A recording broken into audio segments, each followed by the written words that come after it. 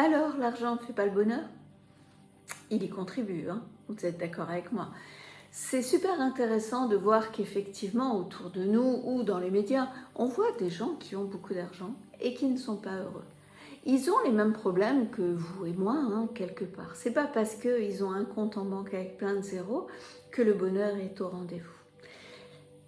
C'est pour ça que c'est intéressant de regarder, quand on s'arrête sur l'argent, de regarder d'où ça nous vient. Est-ce que vous étiez rendu compte que c'est un héritage? Notre plan financier est un héritage. Oui, oui, oui. C'est vrai que l'enfant va apprendre par mimétisme. Vous vous rappelez les neurones miroirs? Maman singe, bébé singe. Donc si maman a l'habitude d'avoir un plan financier dépensière, parce qu'elle aime le plaisir immédiat, et que papa est plus économe, eh ben, ça va poser des querelles, ça va poser des conflits. Et on va rentrer dans ce système-là. En fin de compte, on va prendre ou le modèle de papa qui va épargner pour mettre en sécurité, ou on va prendre le modèle de maman qui va être le plaisir immédiat.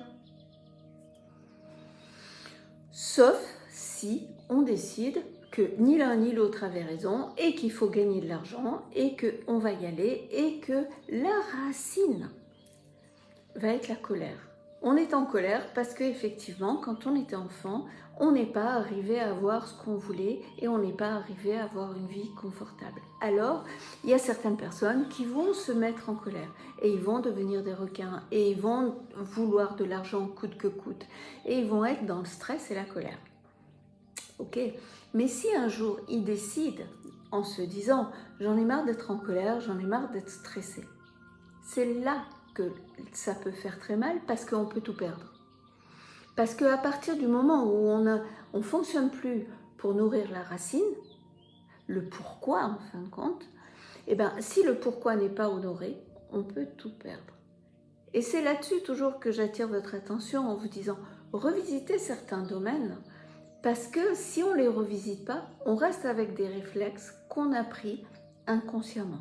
Et celui-là de réflexe sur le côté financier, il est très intéressant à revisiter. Alors, je vous propose de le revisiter pour vous personnellement, mais quand vous êtes en couple, posez aussi les questions, les mêmes questions. Qu'est-ce que tu as vécu toi dans la vie, dans ton enfance? Qu'est-ce que tu as vécu? Comment c'était au niveau financier? Comment était ton père? Comment était ta mère? Ah tiens, tu fonctionnes comme ça? Regarde, voilà. On ne juge pas, on regarde. Puis après, on se dit, ok, qu'est-ce qu'on va mettre dans le nous? Est-ce que dans le nous, toi et moi, on garde nos plans financiers qui sont à nous, hein, mais dans ce nous à nous, quel va être notre plan financier? Est-ce qu'on décide qu'on va s'acheter une maison? Est-ce qu'on décide qu'on va partir en voyage? Est-ce qu'on décide qu'on mange tous les soirs au restaurant? Qu'est-ce qu'on décide? Et oui, parce qu'en fin de compte, vous vous en êtes rendu compte. Il y a 4 grandes raisons quand même pour lesquelles on aime gagner et on veut gagner de l'argent. Alors la première, elle est toute simple et tout le monde la connaît, c'est la sécurité. On veut se mettre en sécurité, on veut avoir un toit sur la tête, on veut vraiment se mettre en sécurité. La deuxième, c'est le plaisir immédiat. On le retrouve souvent chez les très jeunes aussi. Dès qu'ils ont un sou, ils vont le dépenser. Donc, effectivement, le plaisir immédiat. Après, on va avoir la liberté. L'argent peut vous acheter la liberté. On peut épargner pour partir en vacances. On peut épargner pour s'acheter des moments de qualité. Et c'est une des raisons et c'est un pourquoi aussi. Et après, il va avoir le statut social. Est-ce que vous allez épargner pour vous acheter la Rolex parce que votre voisin a une Rolex? Voilà. Mais ça appartient à chacun. C'est vous qui choisissez. Alors ça, vous pouvez me le mettre dans les commentaires pour qu'on puisse en reparler si vous voulez bien. Comment vous avez envie d'axer votre vie et de prendre conscience sur l'important pour vous de gagner cet argent. N'oubliez pas, l'argent à la base doit être quand même votre art. Si vous arrivez à développer votre art et à passer du temps et que ce temps vous ne le comptez plus, et c'est possible qu'il vous ramène beaucoup d'argent. Et c'est là-dessus que c'est important, parce que le temps étant quand même de l'argent, si notre temps, on le passe à faire quelque chose qu'on aime, et qu'on arrive à s'en réjouir et à être complètement satisfait de ce que l'on fait, on n'a pas l'impression de travailler, on n'a pas l'impression de vendre notre temps. Et c'est là-dessus la réflexion que non, l'argent n'amène pas le bonheur. C'est votre art qui va vous amener votre argent et c'est ça qui amène au bonheur. Le bonheur, décomposer le mot, c'est la bonne heure, c'est là maintenant. Alors, c'est pas le plaisir immédiat, mais quand vous faites quelque chose et que vous avez ce plaisir, mais que vous l'achetez pas, parce que c'est quelque chose que vous faites et qui vous fait du bien, et bien c'est ça votre richesse. Et la richesse, elle vient bien sûr toujours du même endroit, du fond de votre cœur. Si ça vous fait du bien et que ça s'aligne avec ce que vous êtes, vous devenez créateur de votre vie. Et c'est là que vous pouvez devenir, entre guillemets, alchimiste et transformer le plomb en or.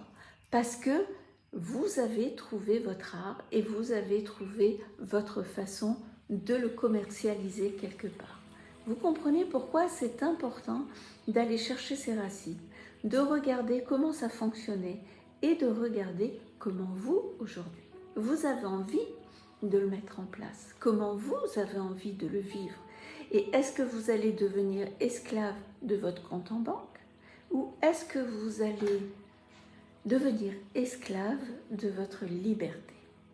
Et je pense que c'est notre liberté qui nous achète notre bonheur. L'argent n'achète pas le bonheur, il y contribue. Mais en tout cas, c'est parce qu'on revisite nos programmes et c'est parce qu'on se pose les bonnes questions et qu'après on apprend à visualiser dans la bonne direction et qu'on s'aligne avec tout notre plan que effectivement, le bonheur va être à la clé. Mais ce n'est pas l'argent qui est à la clé du bonheur. C'est vraiment notre cœur, notre dynamique, notre façon d'être, notre façon de voir. Et quand on a compris notre essence, on va dans cette direction. Et cette essence devient effectivement votre richesse, votre trésor. Alors je vous laisse réfléchir sur tout ça, je vous laisse repenser à tout ça en vous disant effectivement qu'est-ce que j'aime faire et qui m'apporte du plaisir que je n'ai pas besoin d'acheter avec des euros, mais qui me fait et qui me nourrit à l'intérieur de mon cœur et de ma tête. Alors voilà, bonne réflexion, bonne méditation et à très vite.